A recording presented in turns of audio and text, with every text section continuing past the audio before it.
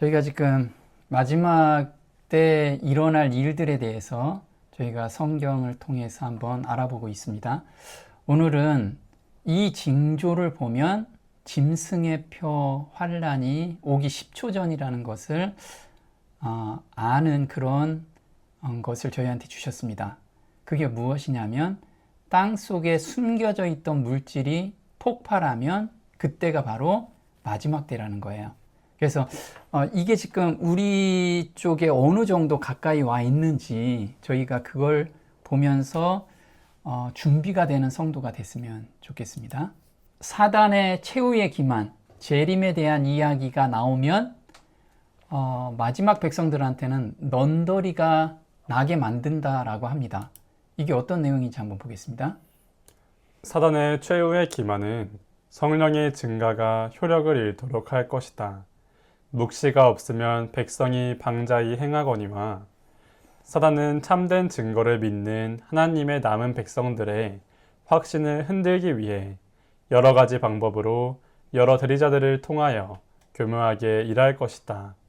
그는 그들을 그릇 인도하기 위해 가짜 계시들이 나타나도록 하고 거짓된 것과 참된 것을 섞어 놓을 것이므로 사람들은 아주 넌더리가 나서 계시라는 이름을 지닌 모든 것을 일종의 광신주의로 간주할 것이다. 자, 마지막 때 징조 중에 하나가 바로 무엇이냐면 예수님이 재림하실 거다라고만 들어도 이젠 넌더리가 난다라는 거예요. 왜냐하면 그동안에 너무나 많은 이런 소식을 많이 들었어요.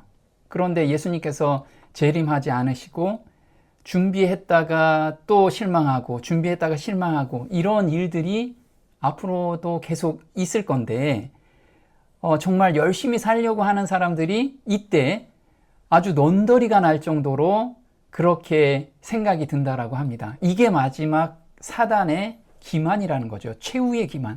그럼 우리가 지금 이런 기별이 전해졌을 때 스스로 나는 넌더리가 난다 이제. 나는 그 재림에 대한 거 아직도 멀었는데 왜 저렇게 난리냐 이렇게 생각한다면 지금 사단의 기만에 빠졌다라는 걸 기억했으면 좋겠습니다.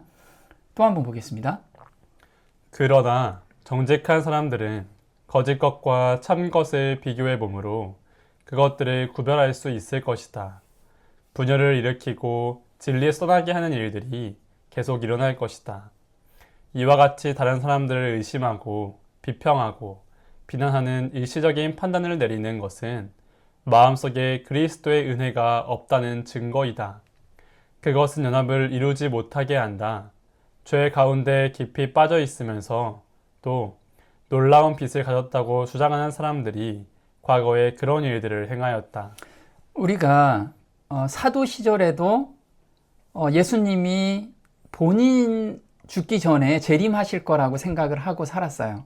그러면 예수님이 곧 재림할 거라고 생각한다면 우리가 항상 준비하면서 사는 삶을 살겠죠. 그리스도인이라는 것은 바로 그런 삶을 살고 가는 삶이라는 거죠. 그런데 이렇게 실망하고 마음이 좌절되고 이런 가운데서 정말 정직한 사람들은 이 정직한 사람들은 말씀에 순종하려고 하는 사람들을 의미하죠. 그리고 오늘 그 용서의 경험을 회개의 경험과 용서의 경험으로 깊이 들어간 사람들은 마음속에 그리스도의 은혜로 오늘을 사는 사람들이에요. 그런데 그런 기별이 마지막 때라는 기별이 자꾸만 들어올 때마다 저거 잘못됐고 저 사람 틀렸고 이거는 아직 안 됐고 이렇게 의심하고 비평하고 비난하는 사람들은 본인이 마지막 기별을 받은 사람이라고 하지만 마음속에 그리스도의 은혜가 없다는 증거라는 거예요. 그리고 그 사람들은 죄 가운데 깊이 빠져 있으면서도 놀라운 빛을 가졌다라고 주장하는 사람들이라는 거죠. 이거는 이론적으로 복음이 정리가 됐고 마음속으로 그리고 삶 속에서 이게 실행되지 않는 상황에서 이런 이야기가 나온다라는 거예요. 그래서 우리는 스스로 한번 돌아봐야 된다라는 거죠.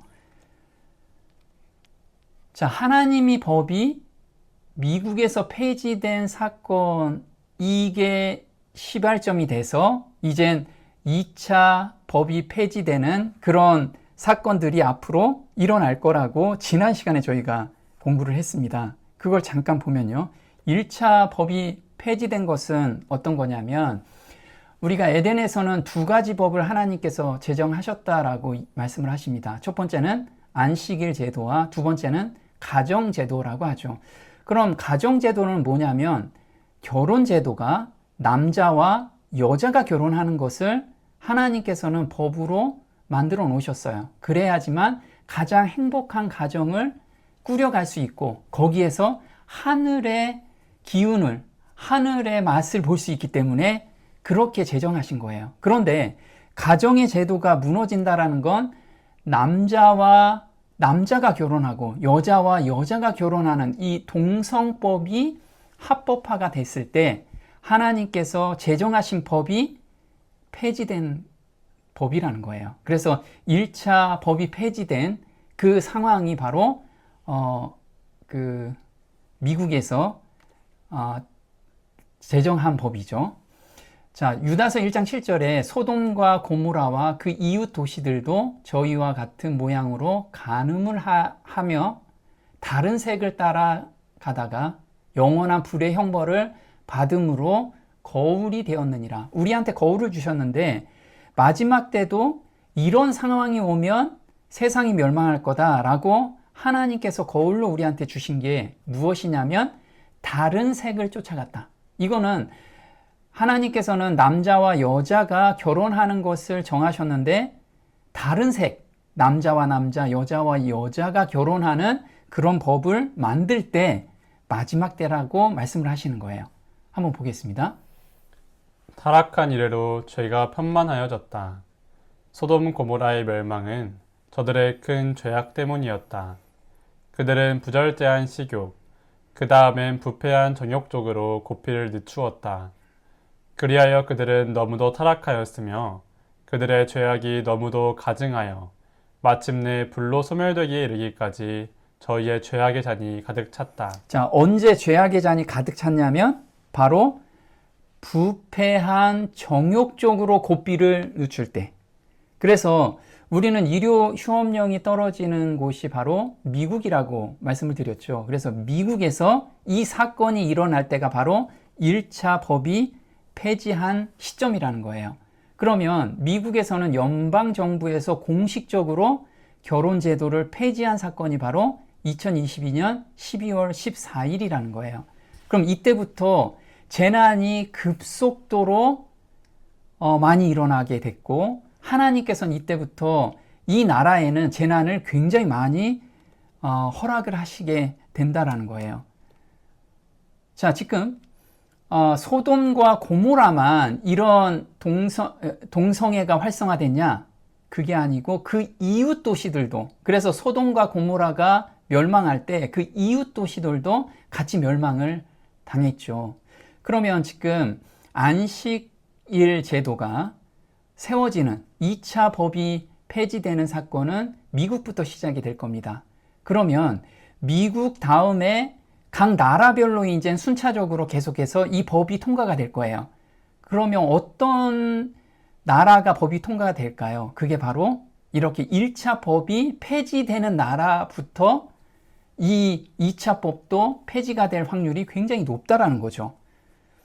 그래서 시편 119편 126절에 저희가 주의 법을 폐하였사오니 지금은 여호와의 일하실 때니이다. 그래서 이때부터 여호와께서 재난을 내려주신다라는 거예요. 자, 그런데 전 세계적으로 이웃 도시를 한번 봅니다. 이웃 도시 중에서 동성애법이 합법화된 나라를 한번 색깔로 본 겁니다. 지금 여기에서 검정색 비슷하게 나온 곳이 다 동성법이 합법화된 나라예요. 합법화된 나라. 이 나라들이 2차 법도 순차적으로 폐지가 될 거로 예상이 됩니다. 그럼 우리나라는 어떨까요? 우리나라는 지금 동성법이 법으로 계속해서 계류되고 있죠. 계류되고 있는데 요번에 대통령으로 출마한 이분이 강력하게 주장한 게 있어요. 이분은 차별금지법을 제정하겠다. 이게 공약사항이에요. 그래서 우리 한국도 이번 대통령 선거가 맞춰지면 굉장히 급속도로 타락의 풍조가 들어갈 거고, 그 다음에 재난도 지금보다 훨씬 크게 일어나게 될 거예요. 그리고 제2차 법이 폐해질 때도 저희가 아마 순번해서 굉장히 빠르게 시행되지 않을까, 그렇게 예상이 되는 거죠.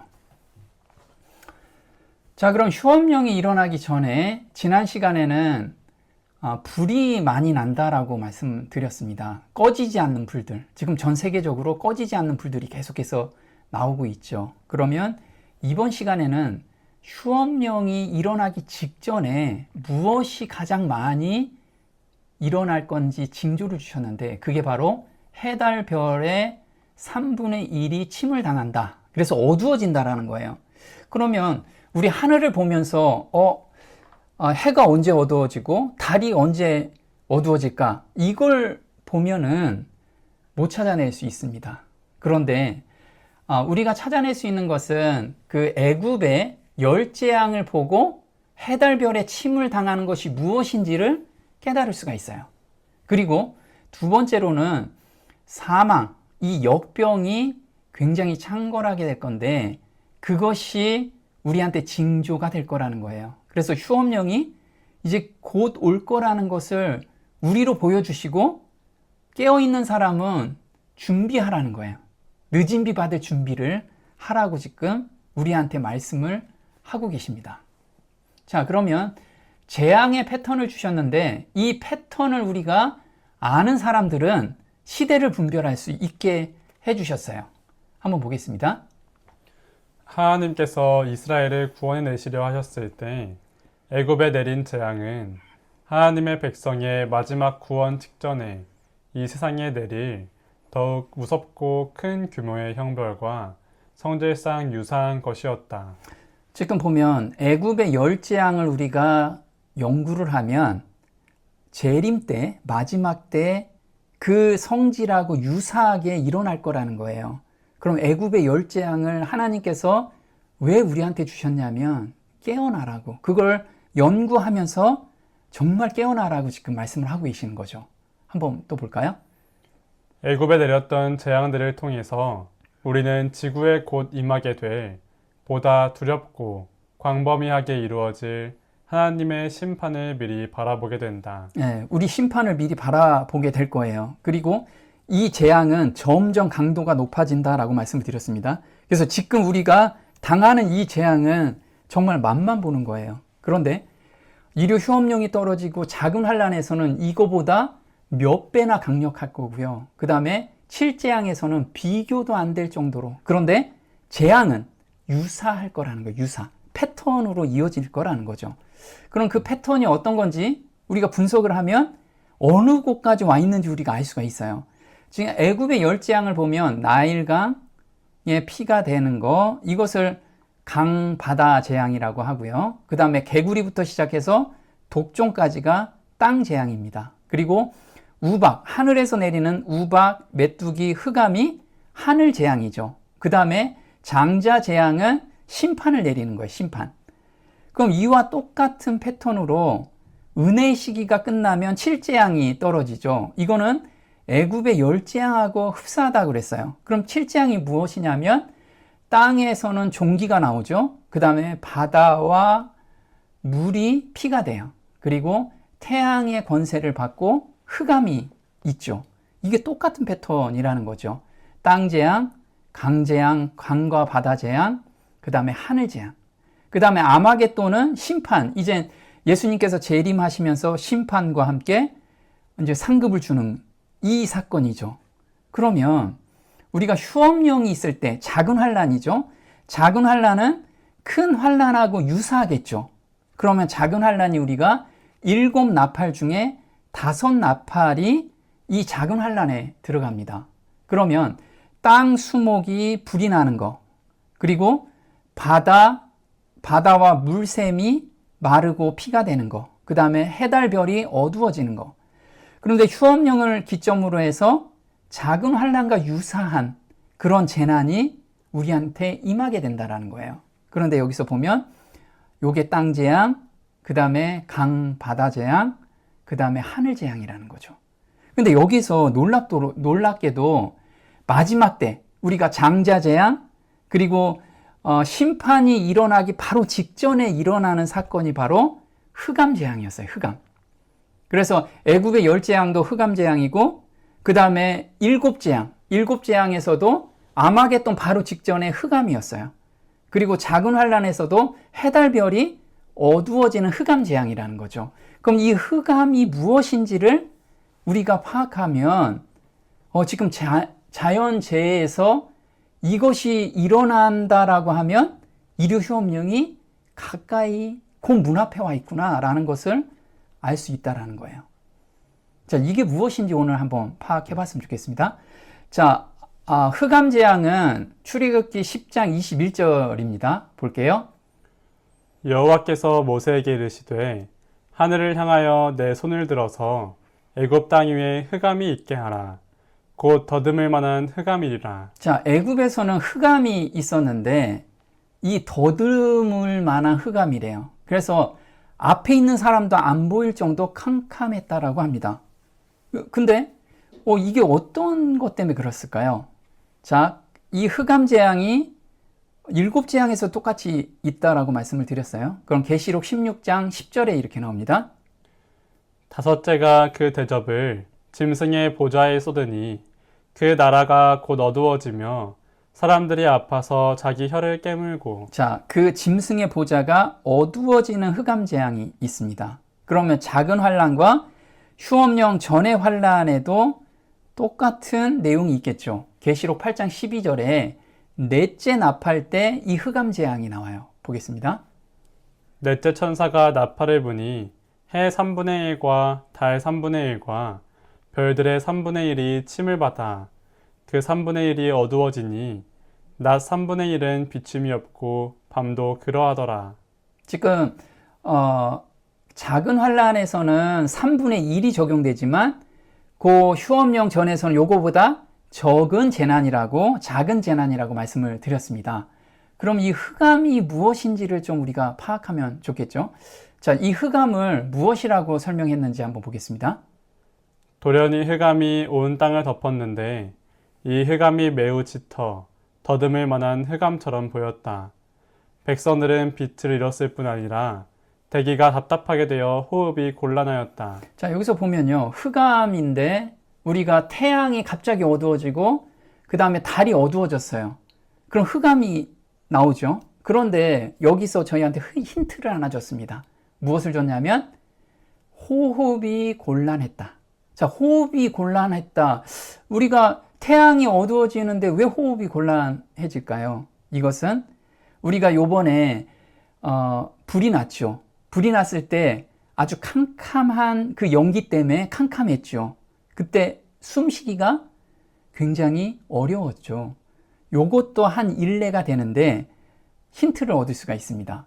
말라기서 4장 1절에 예수님의 재림 직전에 어떤 사건이 있는지를 저희한테 힌트로 주셨어요. 한번 볼게요. 만군의 여호와가 이르노라. 보라, 극렬한 풀무불 같은 날이 이르리니 교만한 자와 악을 행하는 자는 다 초계 같을 것이라. 그 이르는 날이 그들을 살라 그 뿌리와 가지를 남기지 아니할 것이로되. 자, 예수님이 재림하실 때는 극렬한 풀무불 같은 날이 이른다라고 말씀을 하세요. 그래서 하늘이 이제 불태움을 당한다라고 이야기를 하죠. 그러면 하늘이 불태워진다라는 게 구체적으로 무엇일까요? 우리는 흔히들 핵폭탄이 터진다 뭐 이런 이야기도 하죠. 그런데 자연재난이라는 거예요. 자연재난. 하나님께서는 그것을 준비하고 계신다라는 거예요. 한번 볼게요. 땅의 깊은 곳에 감추었던 무기들이 터져나온다.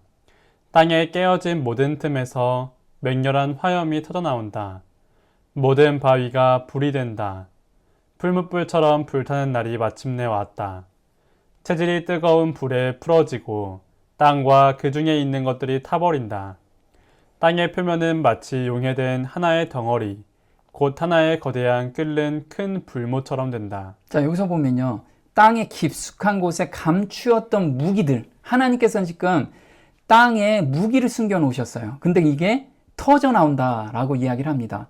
그런데 노아의 홍수 때와 같다라고 말씀을 하셔서 노아의 홍수 때는 물이 터져 나왔죠. 그런데 마지막 때는 불이 터져 나온다라는 거죠. 불이. 그래서 큰 불모처럼 될 거다. 이 불이 터져 나오는 게 무엇일까요? 이게 바로 화산이라는 거, 화산 폭발. 그래서 대기가 답답하고 호흡이 곤란하다. 그럼 빛을 잃을 때는 화산이 폭발하면 이 화산에 있는 재들이 하늘을 가려요.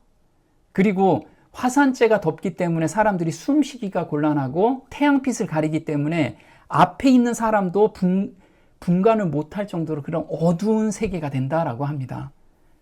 그래서 화산 폭발이 어느 정도까지 많이 증가되는지, 지금 과학자들이 백두산이 폭발하면 화산재로 인해서 암흑세상이 올 거다. 몇 개월간 암흑세상이 오고요. 엄청나게 추워질 거라고 예상을 하고 있습니다. 근데 백두산이 폭발한 것이 1000년 주기로 폭발을 합니다. 꼭 1000년 주기. 그런데 태종실록에 연기도 아니고 안개도 아닌 것이 온 하늘을 뒤덮어 어두움 컴컴하였는데 숯이 땅바닥에 떨어져 있으므로. 근데 이 1000년이 되는 시점이 있습니다. 자, 백두산 폭발하면 하루 안에 전국이 화산재로 뒤덮일 가능성이 높고 시야 확보는 물론 제대로 숨쉬기도 힘든 수준이 될 거라는 거예요. 그럼 백두산 폭발할까요? 네, 1000년 주기가 딱 되는 시점이 있습니다. 한번 보겠습니다. 땅의 내부에 숨겨있던 힘이 폭발함으로 지각이 갈라질 것이다.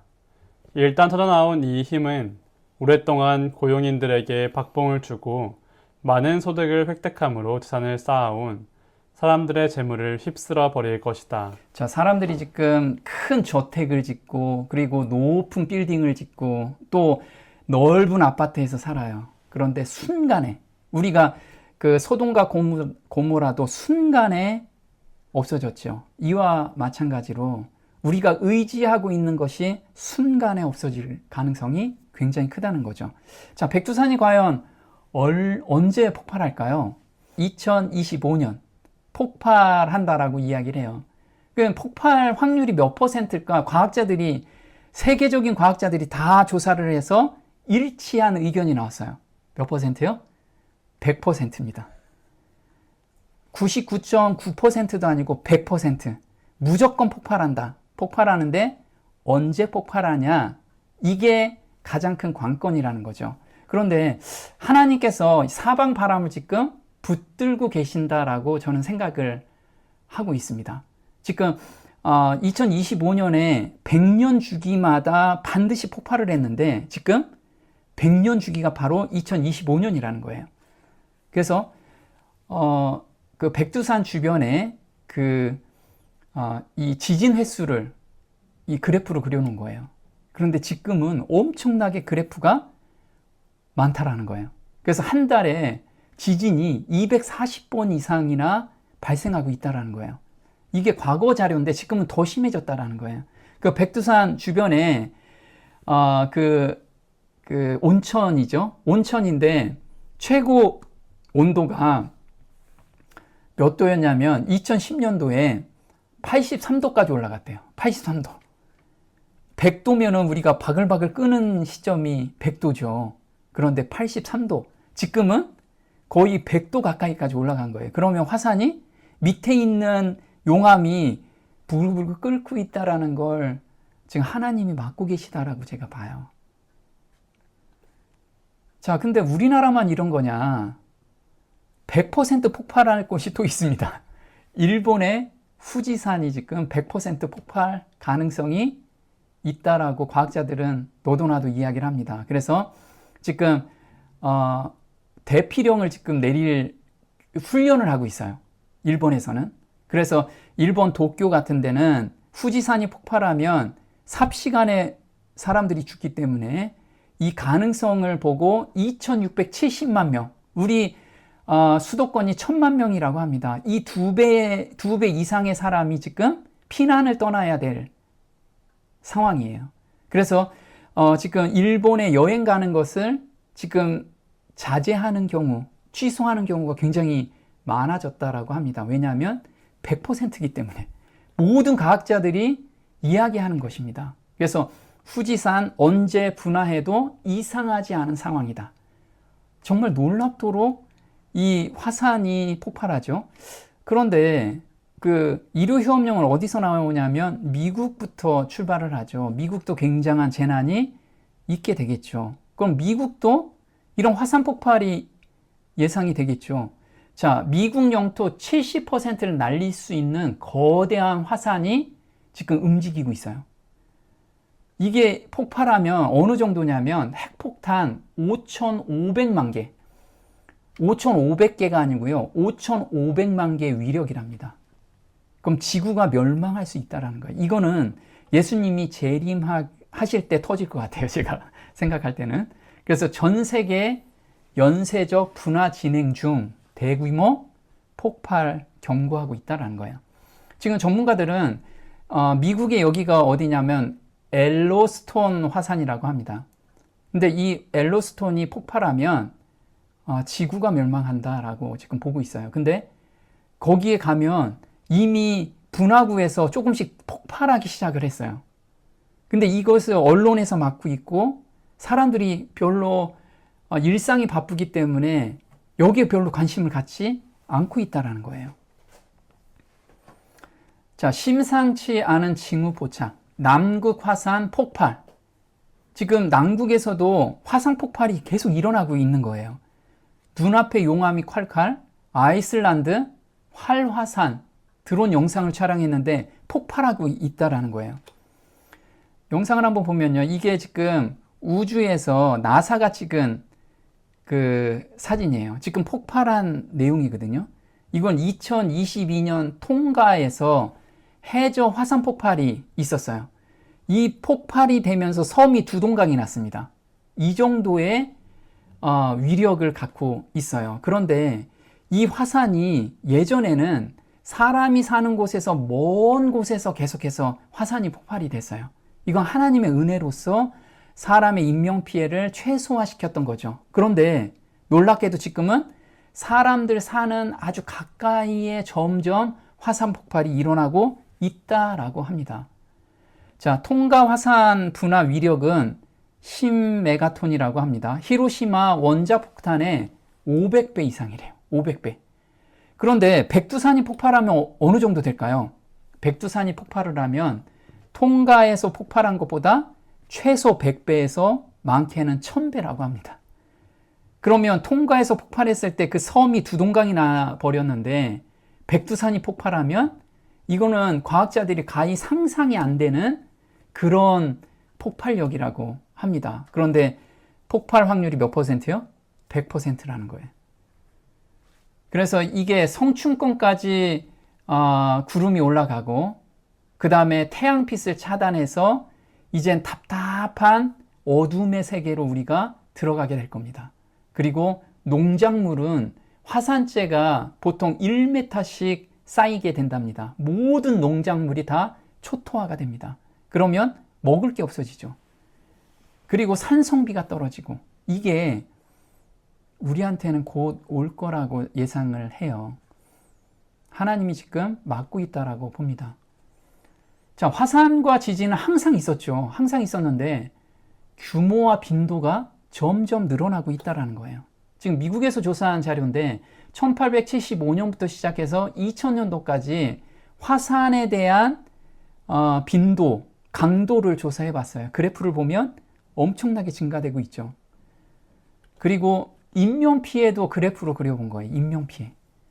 이렇게 점점 사람들 가까이에 화산과 지진이 일어나고 있다라고 지금 보고 있는 거죠. 자, 일요휴업령 직전에 두 번째는 동물의 질병, 그리고 전 세계적인 전염병이 창궐할 거라고 지금 말씀을 하고 있어요. 자, 계시록 6장 7절에 이렇게 나오죠.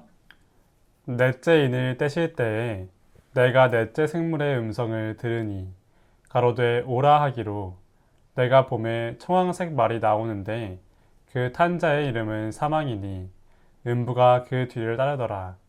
저희가 땅 4분의 1의 권세를 얻어 검과 흉령과 사망과 땅의 짐승으로서 죽이더라. 여기서 보면 검은 전쟁이죠. 그 다음 흉년이 일어날 거고, 그 다음에 사망, 이게 역병이라고 합니다. 그리고 땅의 짐승이 어디에서 올라오는 짐승이죠? 계시록 13장에 땅에서 올라오는 짐승이 드디어 자기의 사상을 관철시킬 거라고 이야기를 하고 있습니다. 그럼 역병이라는 걸 우리가 저기에서 봐야겠죠. 출애굽에서 열재앙에서 봐야겠죠. 어떤 병이 창궐할 때 일요 휴업령이 떨어지고 그 다음에 예수님이 재림하는지를 알 수가 있습니다. 출애굽기 9장 3절에 어떤 역병인지를 우리한테 알려주셨어요. 보겠습니다. 보라, 주의 손이 들에 있는데 가축, 곧 말과 나귀와 낙타와 소와 양들에게 임하여 매우 심한 전염병이 있으리라. 다음 날에 주께서 그 일을 행하심에 이집트의 모든 가축은 죽었으나 이스라엘 자손의 가축 중에서는 하나도 죽지 아니하니라. 그 재가 이집트 온 땅에서 작은 티끌이 되어 이집트 온 땅에서 사람과 짐승에게 물집을 내며 터지는 종기가 되리라. 여기서 보면요. 처음에 내 가축에 매우 심한 전염병이 있겠대요. 가축의 전염병. 두 번째로 오는 것이 사람과 짐승이 전염병이 올릴 거라는 거예요. 자, 이게 무엇인지 우리가 많이 요즘 겪고 있죠. 돼지열병, 치사율이 100%. 그래서 돼지열병에서 살처분을 하는데 어마무시하게 살처분하죠. 파주, 김포의 모든 죄질을 없앤다. 자, 그 다음에 국내 첫 떼죽음 사례. 인간도 안심할 수 없다. 또 닭을 살처분하는데 2천만 마리를 살처분해요. 우리 매년 또 정기적으로 이런 사건들이 계속 있죠. 이게 바로 마지막 징조라는 거예요. 그런데 두 번째는 어떤 거냐면 인수공동 전염병이에요. 사람과 짐승이 함께 옮기는 전염병. 이게 최초가 이게 전 세계에 확산된 것이 이제 지난번에 코로나였고 제2의 코로나로 지금 생각하고 있죠. 자, 닭에서 전염이 돼서 소에서 전염이 되고 이게 사람에 전염되는 거. 종장벽을 뛰어넘는 바이러스가 이젠 창궐하기 시작해요. 그래서 동물, 사람에게 전염, 우려, 변종, 독감, 비상이다 이거죠. 이게 조류 인플루엔자라고 하죠. 이게 바로 출애굽기에서 이야기하는 사람과 짐승에게 같이 전염되는 병이 생길 거라는 거예요. 그런데 놀랍게도 이거는 일주일 전 자료고 오늘 자료 한번 인터넷상에서 보면 제2의 코로나 심상치 않다라고 지금 이야기를 하고 있어요. 그래서 징글징글 바이러스 또 사망 속출, 심상치 않은 중화권 감염병 사태, 중국발 코로나가 다시 퍼지기 시작했죠. 근데 이거는 치사율이 90%가 되는 니파 바이러스 1급으로 되고 그 다음에 한 달 새 40%나 사망이 됐어요. 근데 이게 엄청나게 지금 퍼지고 있다는 게 문제예요. 그래서 한국도 지금 제2의 코로나 팬데믹이 있을지 지금 굉장히 지금 관망하고 있는 상태입니다. 자, 최악에는 인구 40% 감염하고 대유행 가능성 터졌다. 태국서도 코로나19 재유행 조짐이라고 하고요. 우려할 만한 상황이라는 거예요. 그래서 지금 인수 공동으로 전염되는 병이 창궐할 때, 자, 일요 휴업령 때는 이게 강도가 지금 우리가 코로나 때 굉장히 힘들다고 했죠. 이거는 앞으로 일요 휴업령이 떨어지고 나서 하나님께서 재앙을 허락하시는 날에는 이거보다 몇 배 더 힘들게 될 거예요. 자, 그런데 이 틈을 타서 무엇이 통과가 됐냐면 바로 팬데믹 조약이라고 팬데믹 조약 결의안이 채택이 됐어요. 만장일치로. 이게 5월 20일, 며칠 전이죠. 5월 20일에 이 팬데믹 조약은 뭐냐면 WHO에서 무엇을 하냐면 보건 계엄령을 내릴 수 있는 권한을 주었어요. 그래서 지금 조선일보에 WHO 팬데믹 협정 체결 결의안 승인했다. 이렇게 나오죠. 자, 그리고 WHO 세계 최초 팬데믹 협정 만장일치 채택했다. 글로벌 보건 안보 체계를 강화한다. 라고 이야기를 합니다. 그래서 앞으로 이런 코로나가 한 번 더 나오면 어떤 체계를 권한을 부여했냐면, 자, 여기에서 그 WHO는 어떤 우리가 투표해서 사람을 뽑은 게 아니고 그냥 민간단체예요, 민간단체. 민간단체가 세계를 주도하는 그런 권한을 가진 거예요. 그런데 그 민간단체는 후원금으로 이걸 가지고 살아갑니다. 운영을 하죠. 근데 후원금이 가장 많은 것이 미국이었어요. 근데 미국이 이번에 탈퇴를 했어요. 그런데 그 자리에 누가 들어섰냐면 중국이 들어섰어요. 중국이. 그래서 중국과 그 다음에 가장 많이 그 도네이션 하는 사람이 빌 게이츠 재단입니다. 그래서 지금 코로나 백신에서 가장 이득을 보는 게 바로 빌 게이츠 재단이고 미국이죠. 그런데 지금 중국에서 이제 가장 많이 후원을 한다고 합니다. 그럼 후원자가 가장 입김이 센 곳이 바로 WHO예요. WHO에서 세계를 지금 좌지우지하게 될 겁니다. 그럼 무엇을 우리가 허락을 해준 거냐면 보건 계엄령을 내릴 수가 있는데 여기에서 WHO에서 승인하지 않은 백신은 사용할 수가 없어요. 그래서 아무리 좋은 우리나라에서 국가기관에서 백신을 개발해도 WHO에서 승인을 안 하면 우리나라에서 쓸 수가 없습니다. WHO에서 승인된 것만 이제 치료제로 사용할 수가 있어요. 자, 앞으로 유튜브나 아니면 온라인상에서 언론을 다 통제할 수 있습니다. 이걸 권한을 준 거예요. 명목은 허위사실 유포를 금지시키겠다. 그래서 사람들한테 불안을 조장하는 그런 모든 것은 다 검열하고 통제하겠다. 그런데 누구 관점에서 보면 WHO 관점에서 자기들한테 불이익 당하는 안티한 정보가 있으면 다 검열할 수 있어요. 지금 그 권한을 준 거예요. 그게 통과가 됐다라는 거죠. 세 번째는 WHO 계엄령을 내리되 이 사람들한테는 어떠한 책임도 지지 않는다. 자기들은 계엄을 내리고 권한은 다 행하는데 책임은 안 면하는 그런 조항까지 들어가 있다라는 거예요. 그리고 WHO는 민간단체이며 선출직도 아니다. 후원금을 받아서 운영하기에 후원자의 입김에 정책이 좌우된다. 그래서 지금 빌 게이츠 재단과 중국의 입김이 가장 세게 될 겁니다. 이게 통과가 됐다라는 거. 이게 정말 어이가 없지만 만장일치로 통과가 됐어요. 그런데 놀랍게도 통과가 되고 나서 지금 제2의 코로나 팬데믹에 대한 내용이 세계적으로 지금 서서히 일어나고 있다라는 거예요. 이게 정말 우연의 일치치고는 굉장히 묘한 관점이죠. 묘한 타이밍이죠. 자, 일요휴업령은 재난의 증가로 인해서 하나님께로 돌아가자라는 운동이에요. 그래서 지금 이런 재난들이 앞으로 계속해서 일어나는데 이 쓰나미가 오듯이 이게 다 한꺼번에 올 겁니다. 그럼 미국에서 이게 도저히 감당이 안 되니까 우리 하나님께로 돌아가자라는 운동이 바로 일요휴업령이라는 거예요. 한번 보겠습니다. 사탄은 또한 자연의 요소들을 통하여 준비되지 않은 영혼들을 수확하기 위하여 일한다. 그는 자연의 실험실 속 비밀을 연구해 왔으며 하나님께서 허용하시는 한도 내에서 그 모든 권능을 사용하여 요소들을 통제한다. 지금 이 순간에도 그는 활동하고 있다.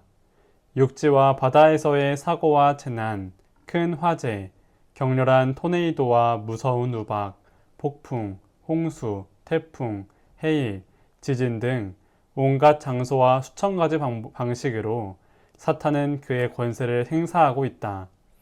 이러한 재난들은 점점 더 자주, 더 파괴적으로 나타나게 될 것이다. 자, 사단은 자연의 요소를 통해서 일을 하죠.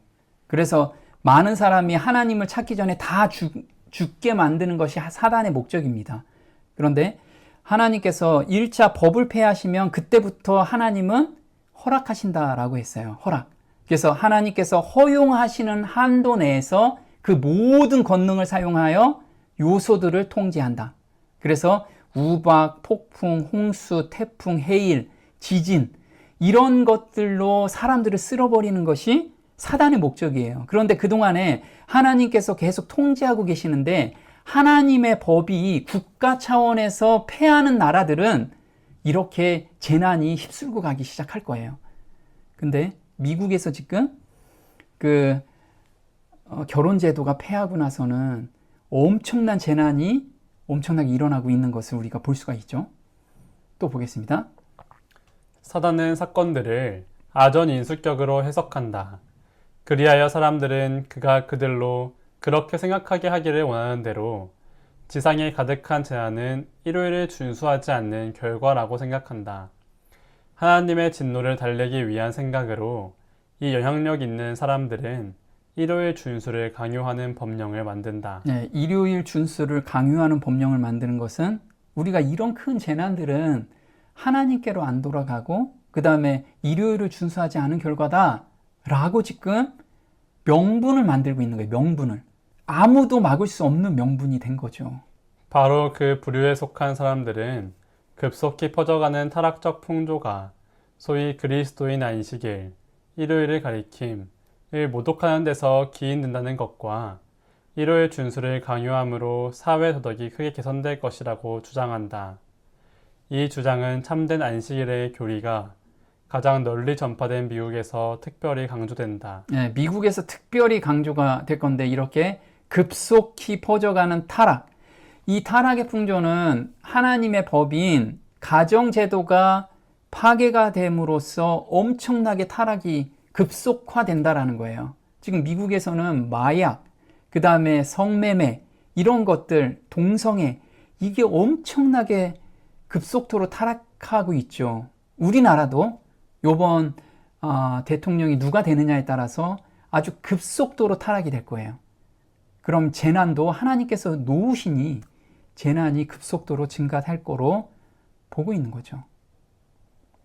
자, 예수님 재림 때 아까 체질이 뜨거워지고 불에 녹아진다라고 했죠. 그래서 화산과 함께 지진이 일어나면서 진짜 재림 때 이런 장면을 그려주고 있어요. 베드로후서 3장 10절에 이렇게 나죠.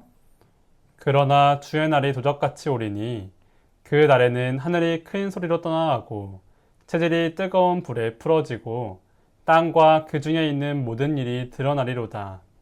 하나님의 날이 임하기를 바라보고 간절히 사모하라. 그날에 하늘이 불에 타서 풀어지고 체질이 뜨거운 불에 녹아지려니와. 자, 이 체질이라는 것이 땅이죠. 우리가 땅이 뜨거운 불에 녹아버린대요. 이게 화산 폭발이라는 거예요. 아까 보았듯이 한번 보겠습니다. 하나님은 땅속 깊이 무기들을 저장해 두셨으며 죄 많은 인류들을 멸망시키실 때 그것을 사용하실 것이다. 대홍수 이후로 하나님은 사악한 도시들을 멸망시키기 위하여 땅속에 감추어 두신 물과 불을 둘 다 사용하셨다. 최후의 대화제가 있을 때 하나님은 진노 중에 하늘의 불을 보내시사 땅에서 솟아오르는 불과 연합하게 하실 것이다. 산들은 용광로같이 불탈 것이며 용암의 시내가 분출되어 나올 것이다. 네, 주의 날 그리고 최후의 대화제. 지금 이야기하는 게 무슨 원인이냐면 땅 속에서 솟아오르는 불과 연합하여 용암이 끌어올릴 거다. 용암이 분출되는 것이 바로 화산 폭발이죠. 자, 여기서 물과 불 둘 다 사용하신다라고 말씀을 하십니다. 그럼 물을 사용하신 것은 우리가 노아 홍수 때고 불은 마지막 때죠. 근데 이걸 둘 다 사용하시는 게 요번에 백두산 천지에는 20억 톤의 물이 있어요. 그 천지 안에 그 물이 있죠. 이게 뜨거운 그 화산 용암하고 같이 폭발하면 엄청나게 이 수증기, 우리가 뜨거운 거 만나면 수증기가 올라가듯이 이 용암이 묽은 용암이 엄청나게 빠르게 사람들을 사람이나 재산이나 산들을 완전히 녹아버리게 한다라고 합니다. 자, 이 20억 톤이라는 게 어느 정도 물인지 감이 안 잡히시죠? 이게 한반도 전체를 1cm 두께로 덮을 수 있는 물의 양이래요. 한반도 전체를. 이게 20억 톤이라고 합니다. 근데 이게 화산 폭발이 나오면 불과 물이 동시에 기존에 있었던 모든 것을 태워버린다라는 거예요. 자, 소돔과 고모라 그리고 최근에 그 발굴된 폼페이라는 곳이 화산 폭발로 우리한테 보여주셨죠. 한번 창세기 19장 24절입니다. 여호와께서 하늘 곧 여호와에게로서 유황과 불을 비같이 소돔과 고모라에 내리사 그 성들과 온 들과 성에 거하는 모든 백성과 땅에 난 것을 다 엎어 멸하셨더라. 자, 여기서 유황과 불을 비같이 내렸다. 이게 화산 폭발로 일어난 거거든요. 이때 아주 짧은 시간에 모든 사람이 죽어버린 거예요. 그래서 이렇게 화산 폭발하면 그 주변에 있는 사람들이 다 죽어버리는 거죠. 자, 폼페이에서는 이렇게 순간에 굳어버린 거예요. 화산재로 타버린 거죠. 그런데 지금 보면 세계 지도가 있습니다. 태평양 주변이 이게 불의 고리라고 합니다. 지금 이 불의 고리가 여기에서 지금 지진과 화산이 활동하기 시작한 거예요. 그래서 보면 하와이에서 2달 전에, 2달 만에 다시 재분화가 일어났어요. 미국 땅에서 이젠 서서히 일어나기 시작하는 겁니다. 자, 미국 서부 해안에서 수중 화산 폭발 임박했다라고 하죠. 그리고 미국 땅에서 알래스카 대형 화산 폭발이 일어났고요. 그 다음에 미국 그 70%를 날릴 수 있는 앨런스톤 그 화산이 지금 분화되기 일보 직전이라고 이야기를 하고 있죠. 유럽에서는 유럽의 하와이라는 나팔마 섬에서는 화산 폭발로 섬이 잿더미가 돼버렸어요. 우리는 이게 그냥 워낙 그 버라이어티한 사건들이 많기 때문에 그냥 잊혀지지만 예언을 공부하게 되면 이 화산 폭발이 어느 정도 우리한테 시대를 분별하게 하는지를 봐야 된다는 거예요. 이탈리아에서도 화산 폭발이 있었고, 그 다음에 칠레, 이 콜롬비아 화산이 폭발한 건 예전이었죠. 근데 10년 이내에 일어나는 사건들이에요. 그리고 통가에서 2022년 후에 엄청난 우주 전체를 뒤흔드는 사건이라고 이야기를 하죠. 자, 일본에서도 지금 화산 폭발이 계속 일어나고 있습니다. 백두산에서는 곧 일어날 거고 후지산도 100% 일어날 겁니다. 이렇게 화산이 아주 짧은 시간에 대대적으로 폭발하려고 하는 이 징조를 우리는 봐야 된다는 거예요. 그래서 우리는 이젠 깨어나야 할 때라는 걸 아셔야 된다는 거죠. 보겠습니다. 주의 날, 곧 그리스도께서 오시기 직전에 하나님께서는 진노로 하늘에서 번개를 보내실 것인데 그것은 땅의 불과 합할 것이다. 산들은 용광로처럼 끓고 무서운 용암이 흘러내려 정원과 들, 촌락들과 도시들을 파괴할 것이다. 모든 강물은 마를 것이며 땅이 진동하고 도처에서 무서운 화산의 폭발과 지진이 일어날 것이다. 하나님께서는 악한 거민들이 지상에서 멸절될 때까지 그들에게 어려움을 주실 것이다. 자, 여기서 주의 날, 예수님이 재림하시기 직전에 땅에선 용암과 그 다음에 지진이 일어나서 이젠 사람들, 예전에는 도시 멀리에서 났지만 이젠 정원과 들과 촌락과 도시들을 파괴하고 강물을 마르게 하고 이런 사건들이 도처에서 일어날 거라는 거예요. 이건 예수님 재림 때죠.